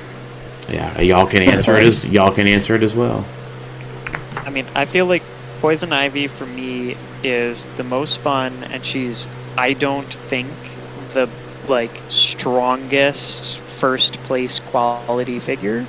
I feel like Kong is another one where he's now at the competitively strong and a pretty fun level, but also not like, well, that piece is clearly going to win first place. He could still win first, but he's not like a guarantee shoo-in anymore. I feel like Kong and Poison Ivy are 2 fun, strong pieces.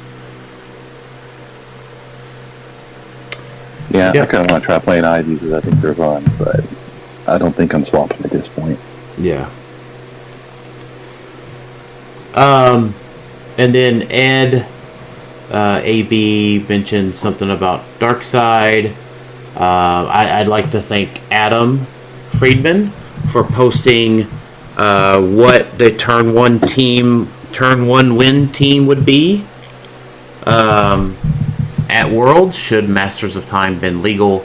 I don't think any of us have the answer if Darkside will be changed.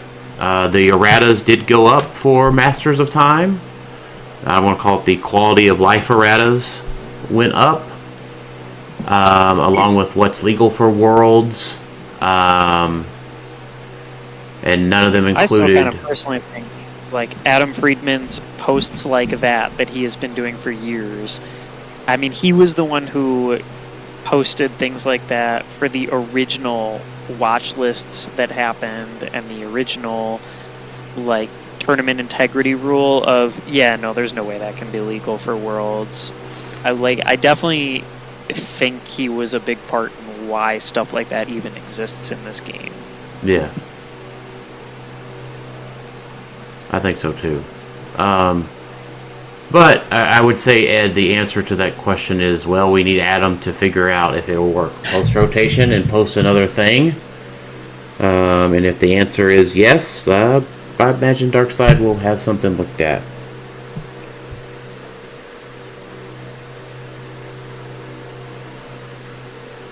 Yep. And then Allan, are the new Colossals going to have any real impact on modern play?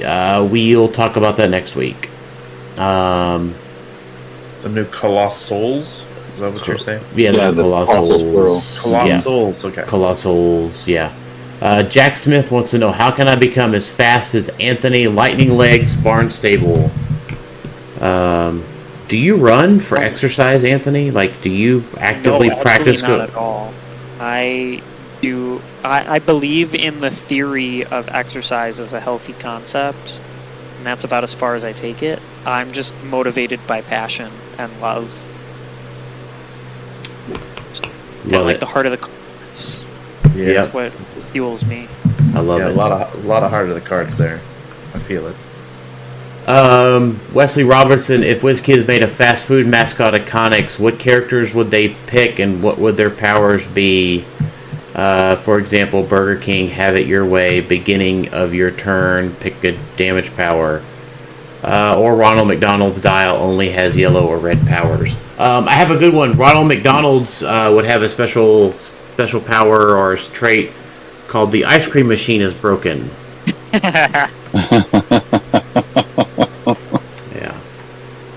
I would want to see the little old lady from Wendy's with a special power, where's the beef? That's a deep cut. Yeah.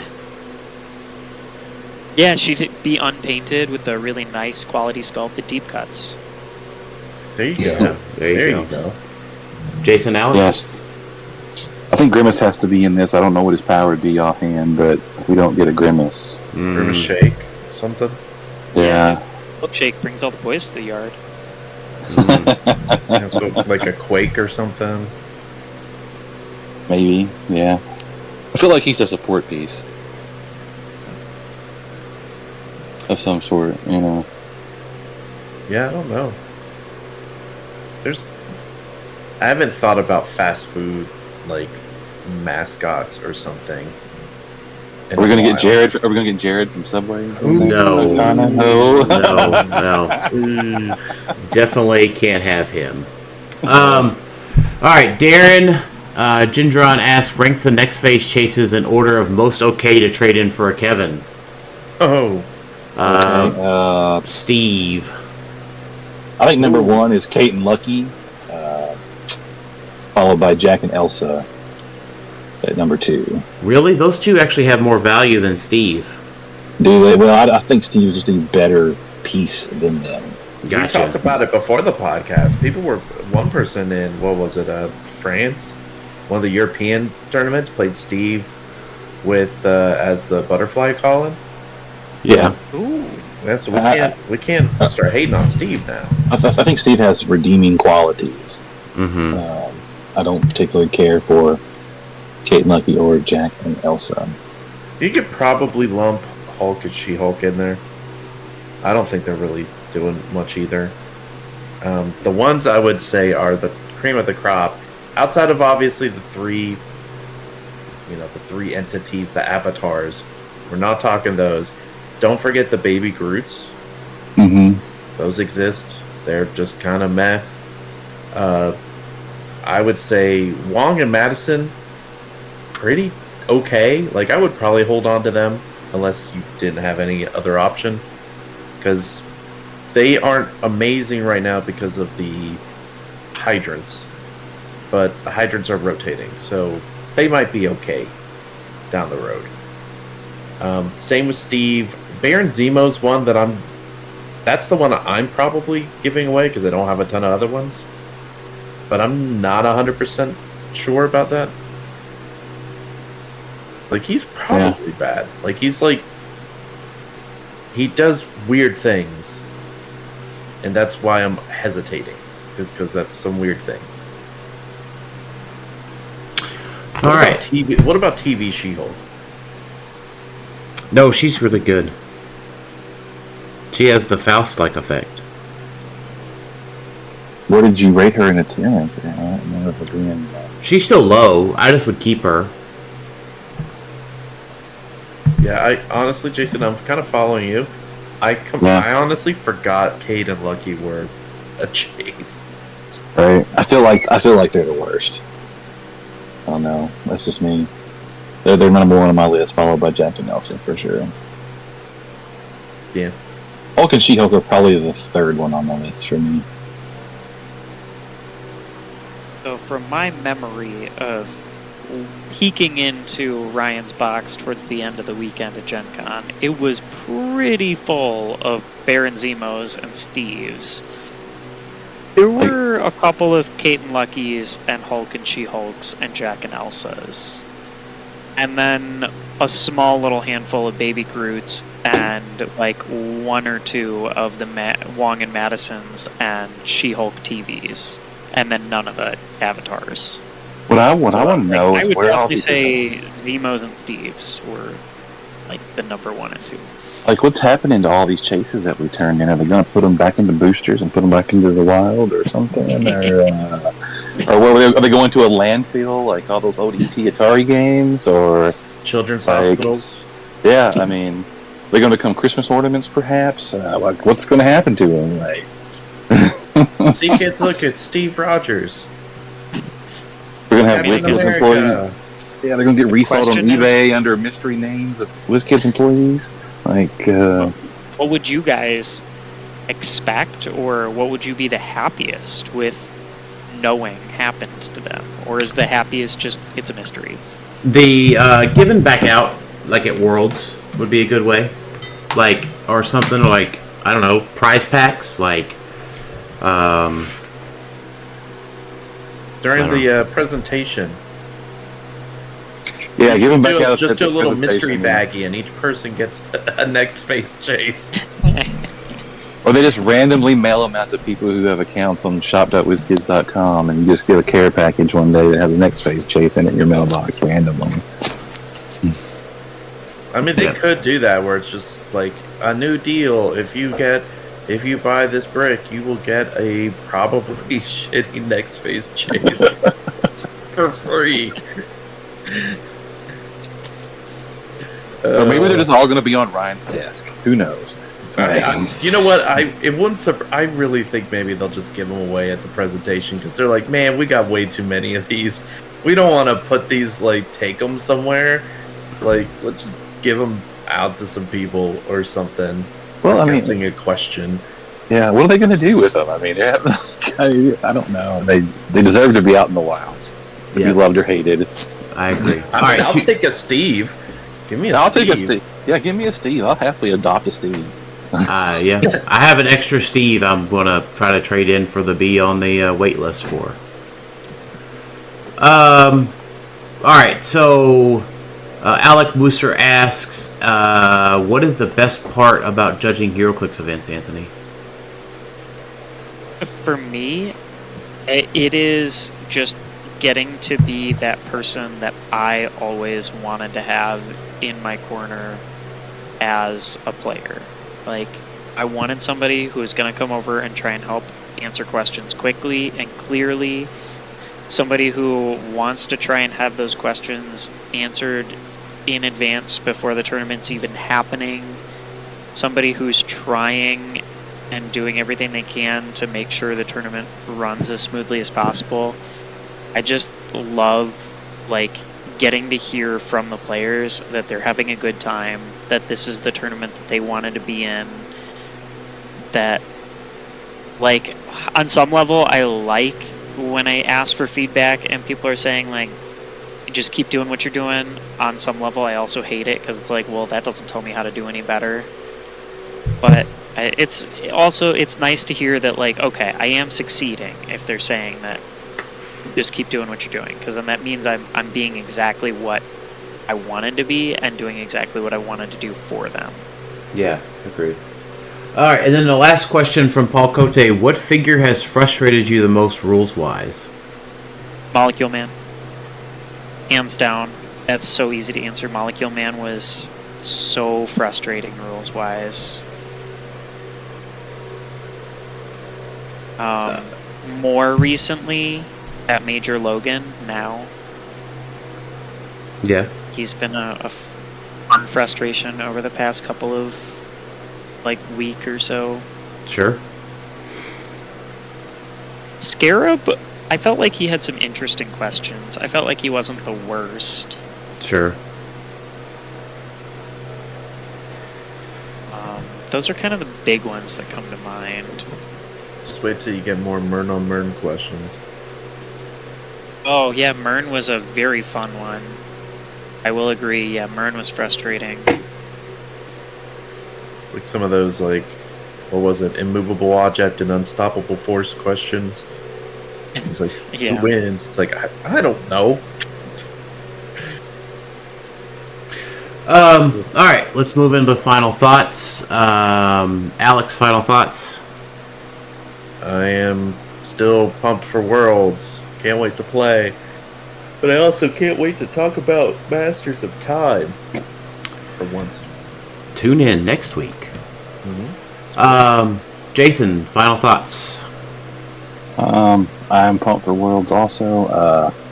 Practice your team, study your team. I think anything could possibly win right now. I tend to agree as well with that. Anthony, final thoughts? Long-time listener, first time talking on the podcast. I just want to thank you for having me on, and please, any feedback you guys have on what I can do better as a person appearing on a podcast or as a member of the online community to help continue to make the game better and help out in any way I can, or anything I can do in preparation to make sure I am as on top of my game as I can be for Worlds, and then after Worlds, any feedback on what I did well or poorly or anything like that. I'm always looking for feedback. Awesome. Well, thank you for being on, Anthony. And I will echo what Jason said. Please, practice your Worlds teams. Get ready. It's going to be fun. We've got a lot to do for Worlds. I think there's a wide open field in front of us, and I hope to see a lot of y'all there. Please come up and say hi to us. We'll be wearing our Clixed Off shirts most of the weekend. And thanks everybody for listening to Clixed Off today, and we'll talk to y'all next time. Later. Yep.